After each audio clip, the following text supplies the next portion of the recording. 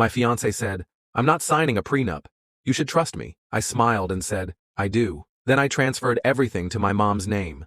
The lawyer's letter explaining it left her speechless. Hello Reddit I plus here. I'm Theo Montgomery 31, and right now, I'm sitting in my half-packed apartment, staring at what used to be an engagement ring. It's amazing how fast everything unraveled, how quickly love turned into threats and lawyers. It all started 2 years ago at a mutual friend's birthday dinner in Atlanta. That's where I met Marissa Jameson. She was 28, stylish, smart, doing her MBA and interning at a major marketing firm. I was a software engineer who had gotten lucky. I built a productivity app in college that sold for $1.4 million when I was 24. After taxes and paying off some student debt, I was left with a solid $900,000, but I never flaunted it. I bought a modest townhouse, invested the rest, and lived well below my means. I drove a used Tesla, wore the same watch for years, and most people assumed I was just a regular IT guy. Marissa knew about the sale early in our relationship, and to her credit, she didn't make a big deal out of it. For the first year, she was everything I wanted. Ambitious, funny, and focused. We clicked. So 6 months ago, I proposed. She said yes, crying through her smile, and we began planning a small fall wedding. Then came the prenup conversation. We were having dinner in her apartment when I casually brought it up. I had just met with my lawyer to draft a simple agreement. Nothing extreme, just something that protected my premarital assets and inheritance. Everything earned during marriage, 50-50, fair and square. But when I said the word prenup, her fork stopped midair. A prenup? Seriously? Yeah, I said calmly. Just standard stuff.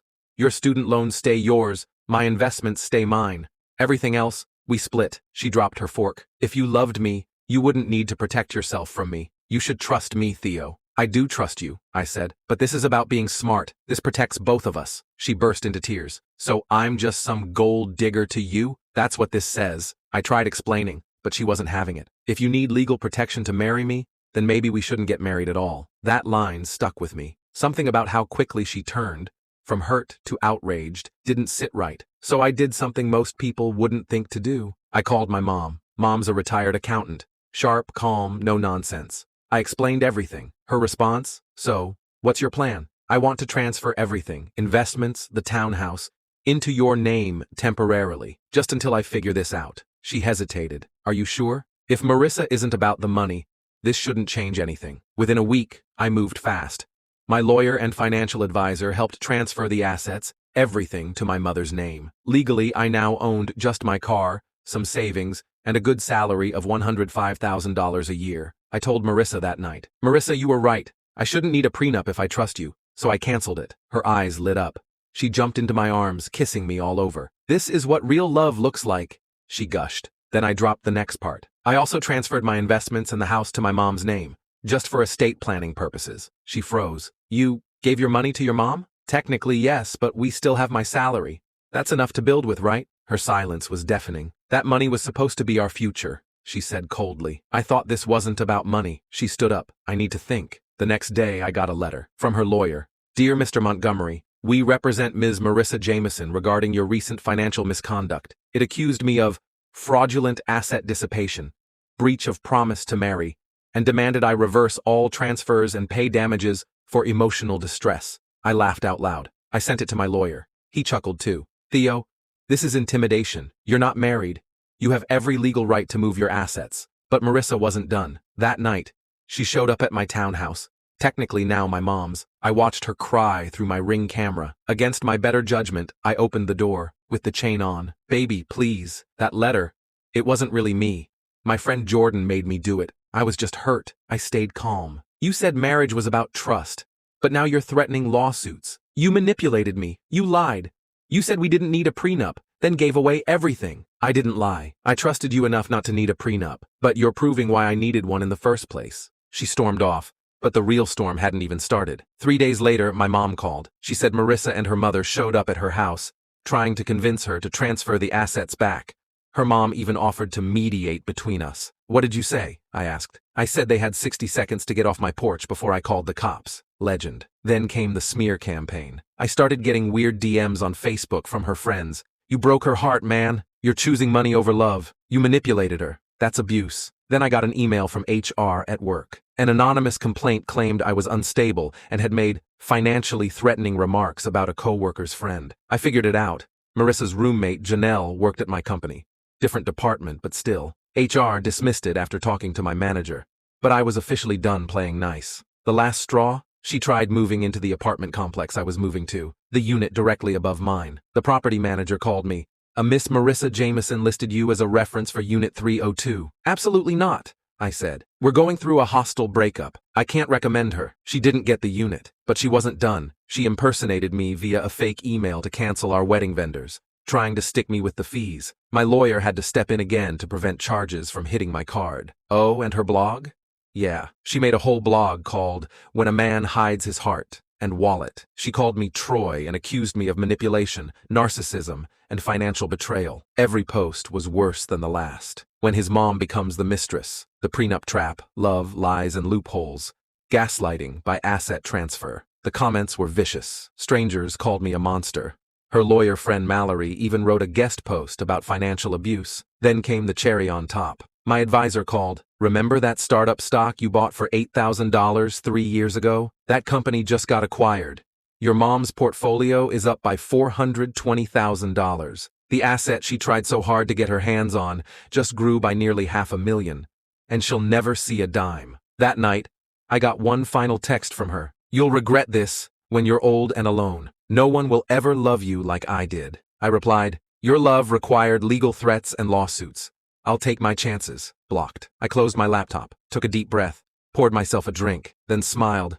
For the first time in weeks, just when I thought it was over, she found a new gear. 3 weeks after I blocked her, I was served. Right outside my office building, a process server handed me a folder and said, good luck, man. Like I was walking into a war. Inside, a civil suit. Marissa Jameson vs. Theo Montgomery. She was suing me. The claims were outrageous.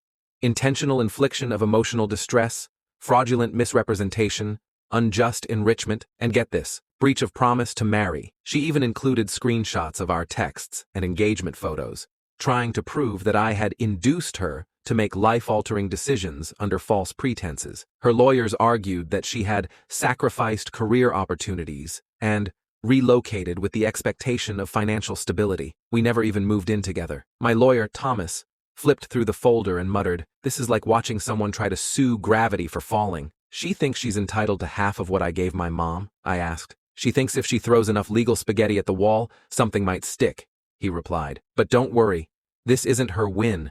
It's her last gasp. We filed a motion to dismiss on all counts, and then we waited. Meanwhile, she was running her online campaign full steam, posting cryptic TikToks about surviving financial betrayal, doing Q&As on Reddit under a fake name, and even booking herself on a local podcast titled Healing After Manipulation. I ignored it all. I just kept living my life, building back peace. But she wasn't satisfied with just social media or civil court. She tried for criminal charges. She filed a police report, claiming I had defrauded her out of marital assets, tried to coerce her into signing a prenup under duress, and was financially abusive. She even included our canceled venue contract as evidence that she'd committed to the marriage in good faith. The detective who followed up literally said, Mr. Montgomery, unless you were married or she was on any of the titles or accounts, this doesn't even come close to criminal fraud. Case closed. But the civil suit? That dragged for weeks.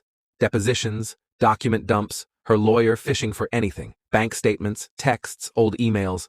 I gave them everything. And it completely backfired on her. During discovery, my lawyer uncovered 1. Text messages between her and Mallory, her lawyer friend, where they discussed scaring me straight with legal threats. 2. A Reddit burner account she used to admit she was hoping he'd reverse the transfers if I made enough noise. 3. Evidence that she was still interviewing for jobs in another city right before our engagement, clearly not as committed as she claimed. And then came the biggest blow. My mother had set up the transferred assets in an irrevocable trust. Even if we had been married, the trust would have protected everything. When her attorney realized this, his tone shifted dramatically. He sent a letter suggesting we settle quietly. My lawyer laughed. Settle for what? She never lived with you. She paid no rent, made no contributions to any asset. She has no case. We refused. The judge dismissed every count except one. Emotional distress. But even that didn't last long. In court, my lawyer presented clear evidence that she had launched the harassment campaign. Emails, blog posts, LinkedIn endorsements, even her podcast appearance. The judge looked at her over his glasses and asked, Ms. Jameson, are you aware that this level of public commentary on a private dispute severely undermines your claim of emotional harm? She didn't say much after that. Case dismissed. With prejudice. She couldn't refile. Ever. Then came my turn. We filed a counterclaim for defamation and malicious prosecution. Now that we had proof she publicly slandered me, on blogs, videos, and social media, I had a real case. Suddenly, her tone changed. Her lawyer offered a settlement. She'd take everything down, issue a public retraction, and walk away if I dropped the counterclaim. My lawyer turned to me. You want to ruin her publicly, or let her fade into irrelevance? I didn't hesitate. I want her gone. Quietly. We accepted, with 2 conditions. 1. She had to post a public apology stating that her claims were based on misunderstandings and emotional distress, not factual wrongdoing. 2. She had to send written withdrawal notices to all vendors, websites, and platforms where she had posted false information. She complied, begrudgingly. A week later, the blog was deleted. The podcast episode vanished. The LinkedIn endorsements were gone. Her public apology, though half-hearted, was live for 48 hours before she quietly took down all her accounts. Just like that, Marissa Jameson became a ghost. I didn't celebrate. I didn't brag. I just moved on. And remember that stock acquisition? My mom sold it 3 months later and gifted me part of the profit. Legally, of course. That one decision, transferring the assets, ended up saving me emotionally, legally, and financially. All because I didn't fold when she said, "You should trust me." I've since moved to Austin. New city, new job, new peace. Dating again, slowly, carefully. I don't lead with money anymore, but I do lead with honesty. And if she flinches at the word prenup, I don't ignore it. Because if someone really loves you, they won't mind signing the paper that says so.